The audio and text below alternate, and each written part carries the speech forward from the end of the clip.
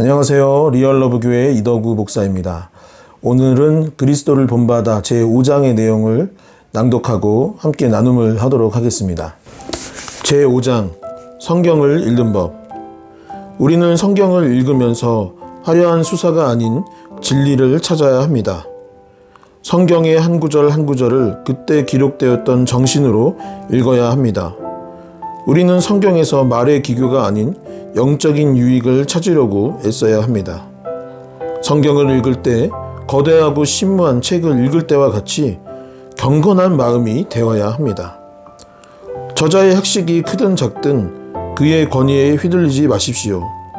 오직 순수한 진리를 사랑하는 마음으로 성경을 읽으십시오. 이런저런 내용을 누가 썼는지 살피지 말고 그 내용에 주목하십시오.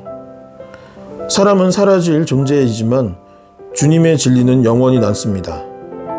하나님은 사람을 차별하지 않고 여러 방법으로 우리에게 말씀하십니다. 우리의 호기심 때문에 종종 성경을 묵상하는 일에 방해받기도 합니다.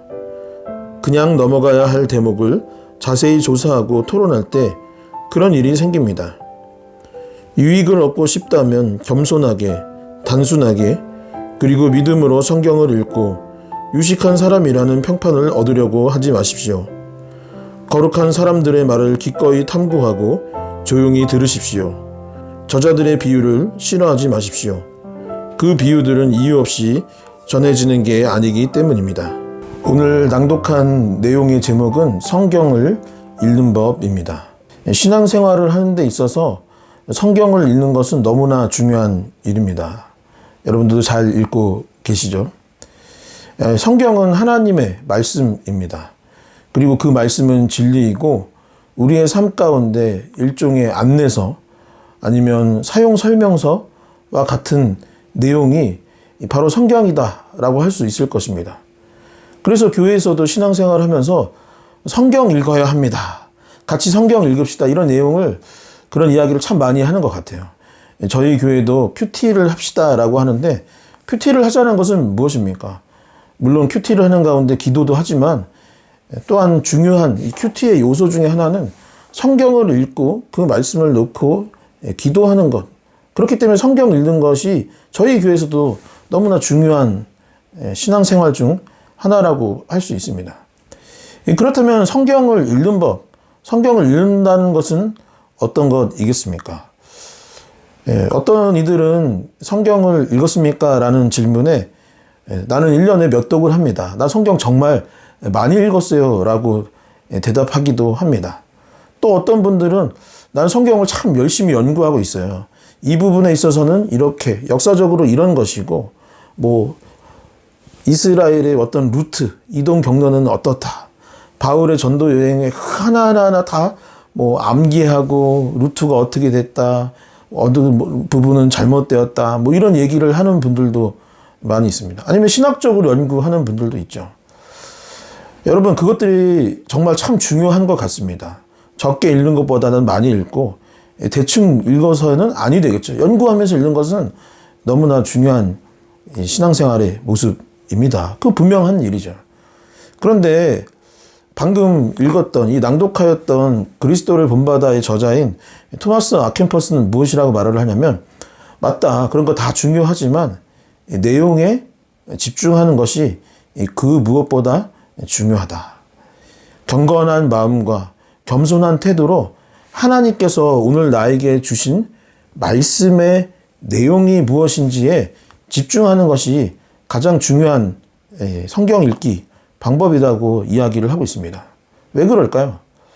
저도 성경을 참 많이 읽었었습니다. 하루에 구약을 한번 다 읽고 다음날 신약은 다 읽고 한동안 그렇게 지낸 적도 있었어요. 그런데 정작 다독은 하지만 그 내용을 모르는 경우들이 참 많이 있습니다. 역사적으로나 신학적인 연구를 당연히 신학교에서 했겠죠. 그러나 그 말씀이 내용이 내 삶에 와 닿지 않는 경우들이 참 많이 있어요. 지식적으로는 계속 늘어가고 있지만 그것이 내 삶에 큰 영향을 미치지 못하는 순간들도 분명히 있었음을 보게 됩니다.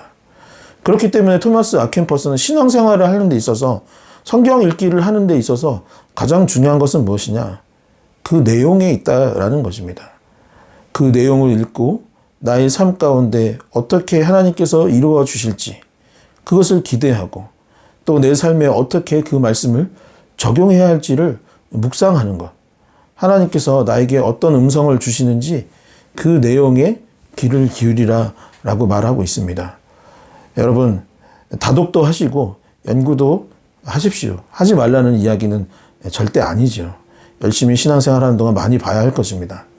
그러나 더욱더 힘써 하나님께서 나에게 어떠한 말씀을 주셨는지, 아브라함의 그 내용이 무엇인지, 야곱의 삶 가운데 하나님께서 어떻게 역사하여 주셨는지, 예수님이 우리에게 주신 말씀은 무엇인지 그 내용에 다시 한번 집중하여 귀를 열고 하나님의 음성을 들을 수 있는 저와 여러분들 될 수 있기를 주님의 이름으로 간절히 소망합니다.